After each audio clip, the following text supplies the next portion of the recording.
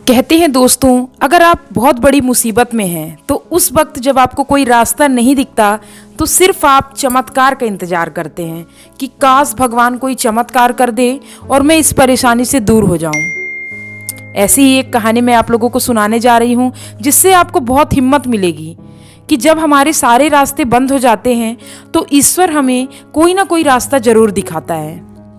दोस्तों, ये कहानी एक शहर की है जहाँ पे एक दंपति परिवार रहता था। परिवार में माँ, पिता और एक भाई बहन थे। जो बच्चों के पिता थे वह एक अच्छी कंपनी में काम करते थे।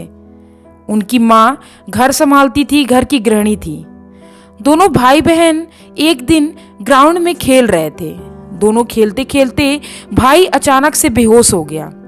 बहन बहुत डर गई और घर जाकर वह अपनी माँ को बुला के ले आई। माँ को जब ये पता चला, वो दौड़ी दौड़ी अपने बेटे के पास आई और उसे अपने गोद में उठाकर घर लेकर आई।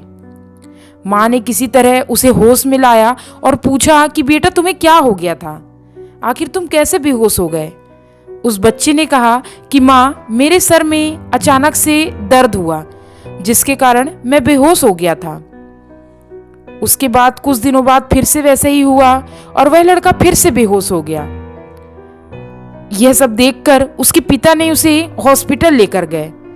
जैसे ही उसके पिता उसे हॉस्पिटल ले गए, सारे चेकअप्स डॉक्टर ने वहां पे किए तो पता चला कि उसके ब्रेन में ट्यूमर है और उसके ऑपरेशन के लिए 10 लाख की जरूरत थी। उसके पिता ने कहा कि मेरे पास सेविंग में सिर्फ 50,000 है, मैं 10 लाख कहाँ से जुटाऊंगा। वह बहुत परेशान होने लगा और अपनी पत्नी से चर्चा करने लगा।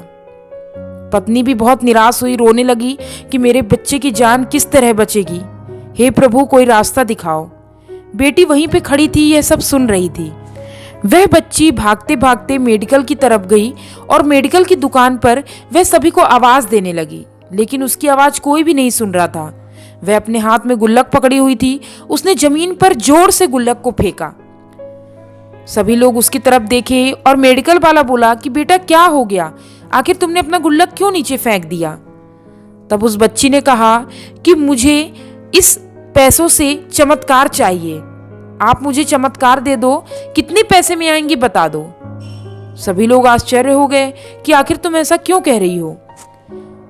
वहीं पे एक भले व्यक्ति खड़े थे जो उस बच्ची के पास आकर बोले कि बेटा, तुम्हें क्या चाहिए? तुम इतनी परेशान क्यों हो?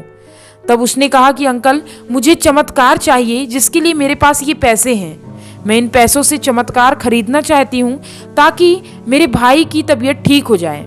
उसे ब्रेन ट्यूमर हो गया है और उसका ऑपरेशन होना है, जिसके लिए सिर्फ एक चमत्कार की जरूरत है। सभी लोग यह बात सुनकर मुस्कुराए और वह महान व्यक्ति उसके सर पर हाथ फेर कर बोला कि बेटा, अच्छा गिनो कितने पैसे हैं इस गुल्लक में। वह लड़की गुल्लक से पैसे गिनने लगी, उसमें 23 रुपए थे। कहा, अंकल 23 रुपए हैं।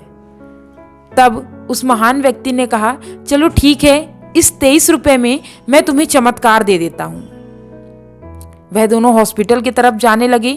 जैसे ही वह हॉस्पिटल के अंदर गए तभी पता चला कि वह महान व्यक्ति न्यूरो सर्जन थे और उन्होंने फटाफट 23 रुपए लेकर उस बच्चे का इलाज स्टार्ट कर दिया। बच्चे का ऑपरेशन हो गया। वहां पे सिर्फ एक चमत्कार था उस डॉक्टर के रूप में।